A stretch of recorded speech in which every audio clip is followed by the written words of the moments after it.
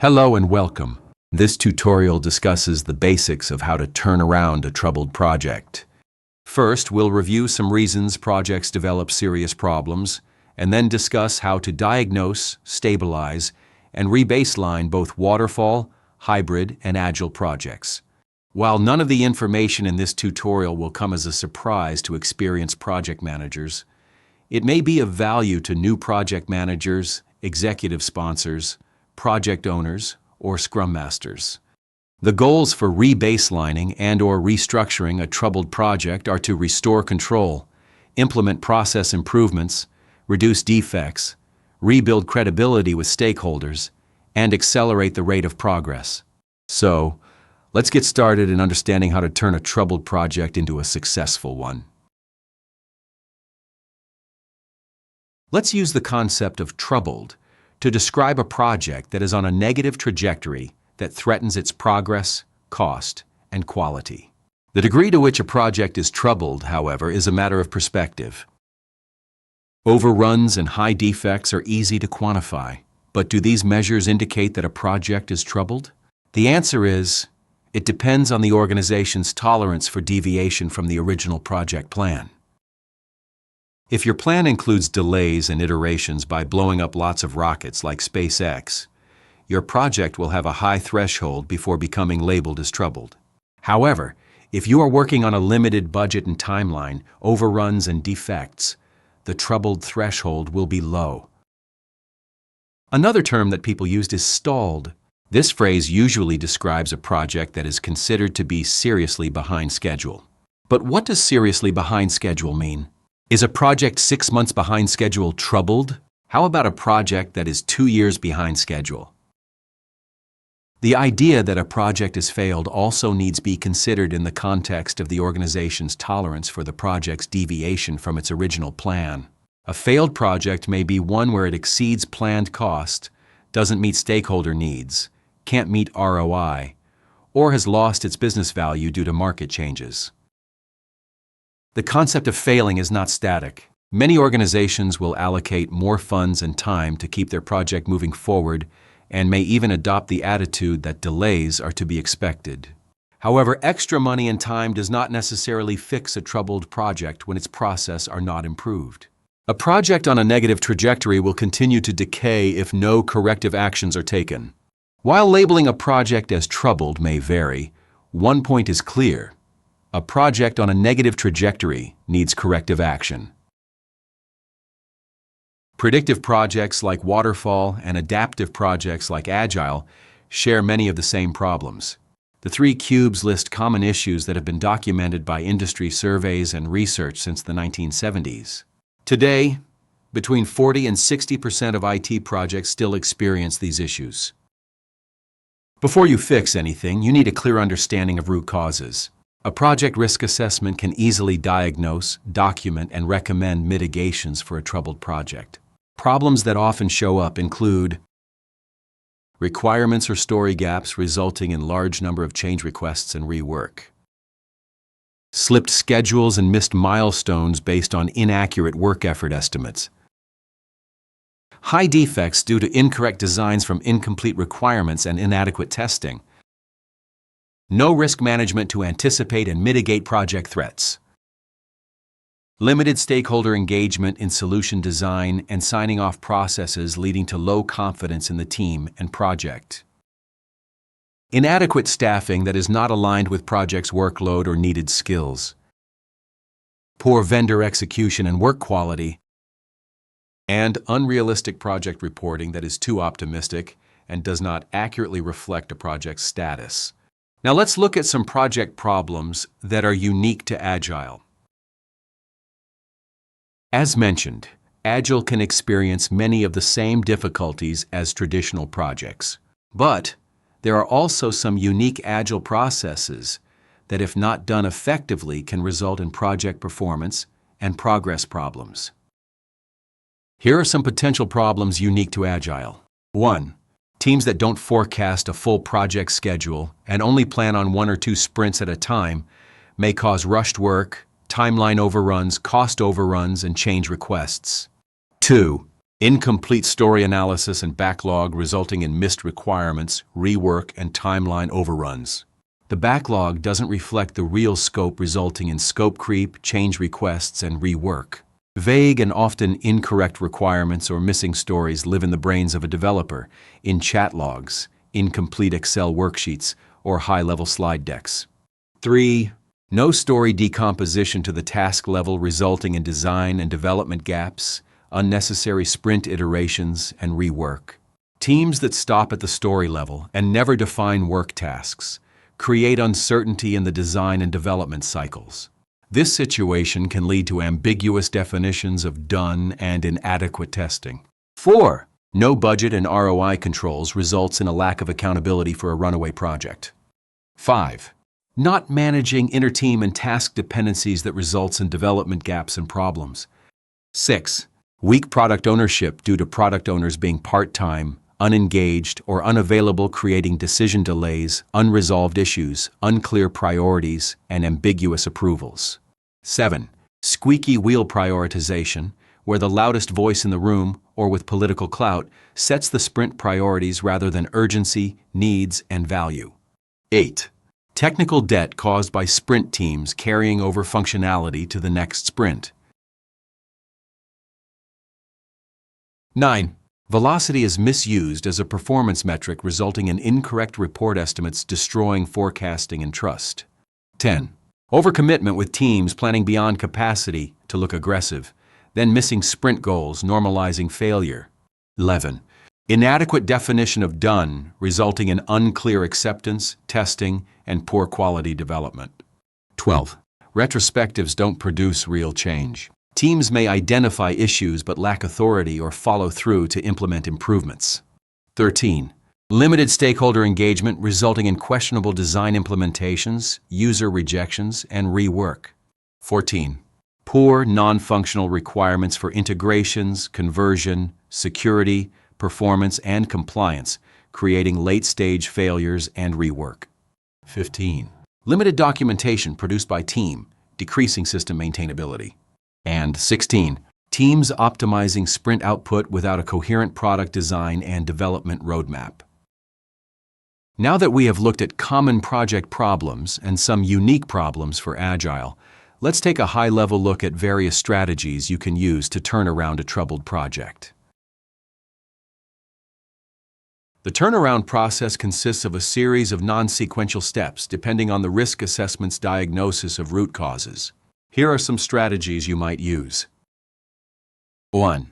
Stop the bleeding means stabilize the project. The goal is to prevent further damage, cost overruns, and loss of credibility. The process starts with freezing non-essential work, fixing defects, fixing design flaws, and freezing scope changes. 2. Diagnose the problems through an independent assessment.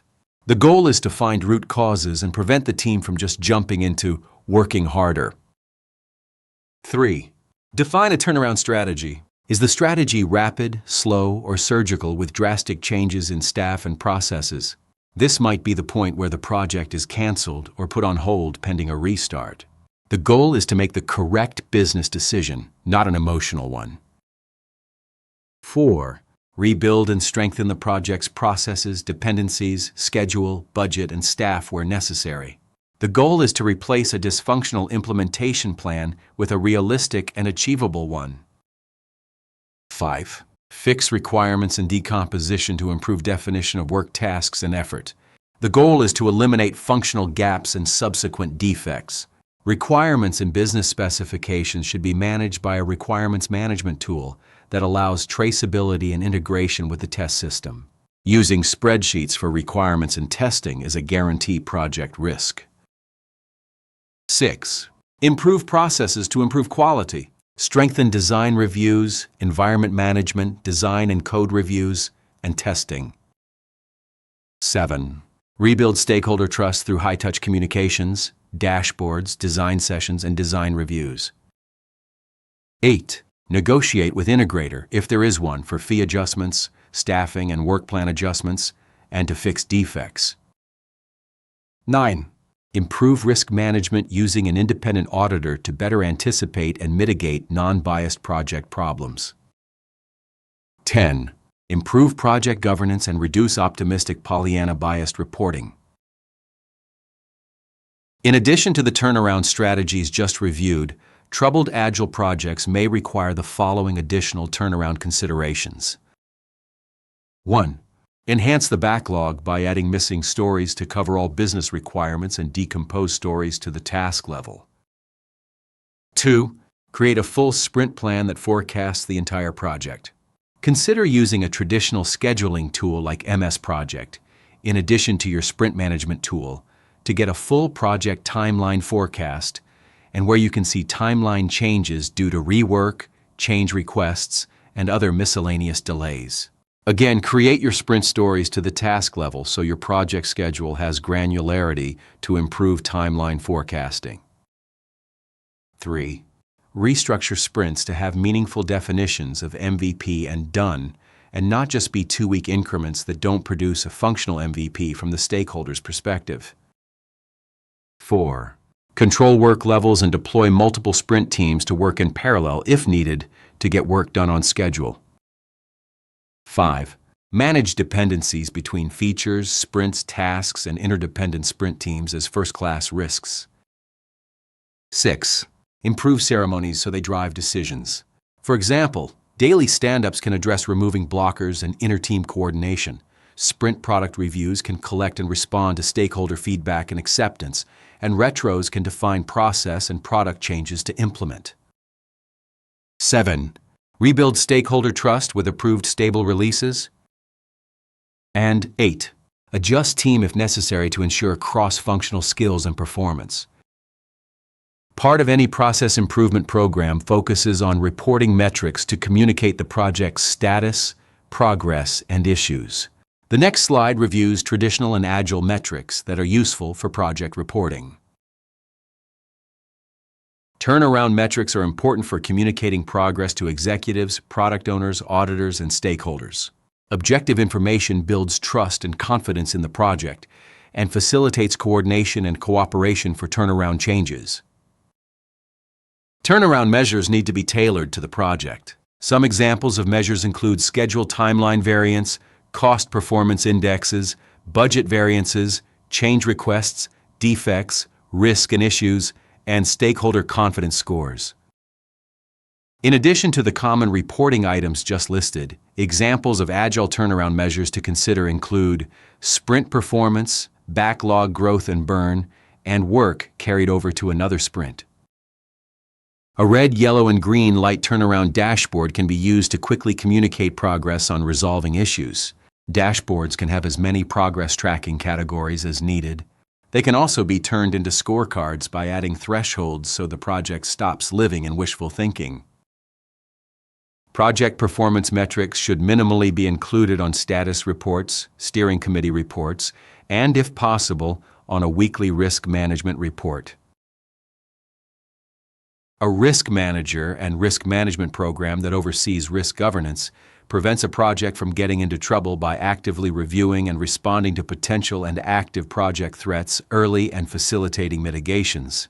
The key processes shown in the risk management diagram are: establish risk management context, identify risks, analyze risks, evaluate and prioritize risks, implement controls, communicate, report, and consult, continuous improvement, and govern the risk management program.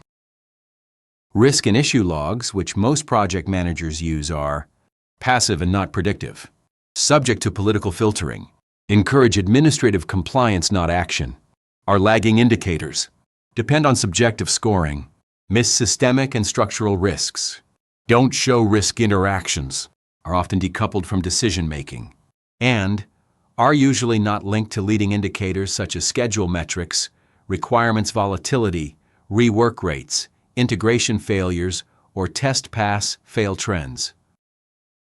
In summary, risk and issue logs are not good for early risk warnings, predicting failure, managing systemic risk, or driving executive decisions. Risk management is an ongoing, continuous discovery and response process, which should be performed by an independent reviewer who coordinates with the project manager and PMO. Last, project teams can increase their success by adding a risk manager and risk management framework to their implementation. What do you do when no one wants to listen to your risk recommendations? Most failing projects do not fail because of bad technology. They fail because people refuse to change their approach that does not work. People resist change because of fear, loss of control, or distrust of others. Most likely, executive sponsors, product owners, project managers, and integrators resist change because they would have to admit and be accountable for the project's poor performance. People change because new behaviors feel safer, easier, more rewarding, or more necessary than the old ones. People change to reduce psychological, physical, or social friction. Here are several tactics to try to help a project avoid or reduce its resistance to change when it's experiencing problems. 1. Visibility. Publish data, proving the current approach is failing with objective metrics. Examples of transparent reporting are weekly risk assessments, progress reports, online dashboards, and risk decisions with refusals to change along with impacts of those decisions. 2. Hold education sessions on the project's problems and frame changes as risk reductions. 3. Perform definition of done audits with dashboards to show sprint success and problem time, work carried over, and rework performance. 4. Implement a defects dashboard showing the number and cost of defects, their fixes, and impact on the backlog. 5. Involve the team and stakeholders in project process improvements. 6. Perform project reviews with an external project auditor or risk manager to promote change. 7. Change ownership and management of the project and escalate persistent obstructionists for replacement. When dealing with resistance to change, keep in mind the Old English saying, "You can bring a horse to water, but you can't make it drink." You can try to mitigate resistance to change, but sometimes to no avail. However, that shouldn't stop one from documenting the need for change and trying to proactively improve a project. In closing, here are some strategic takeaways. A project on a negative trajectory is inefficient with execution and governance problems. Use a risk assessment to diagnose the root causes and then restructure your project using standard and best practices. Avoid using homegrown practices that perhaps emphasizes speed over completeness. There is usually no reason to reinvent the wheel. Whether you're managing a waterfall, hybrid, or an agile project turnaround comes down to the following basic concepts: stabilize, diagnose root causes, rebuild and restructure, test, and test, communicate and involve stakeholders, ensure transparent reporting, and perform risk management. We hope you found this tutorial informative and useful. Visit coffeecatsolutions.com for our other project management, risk management, and IT career advising tutorials. Thanks for watching and taking the time to be with us.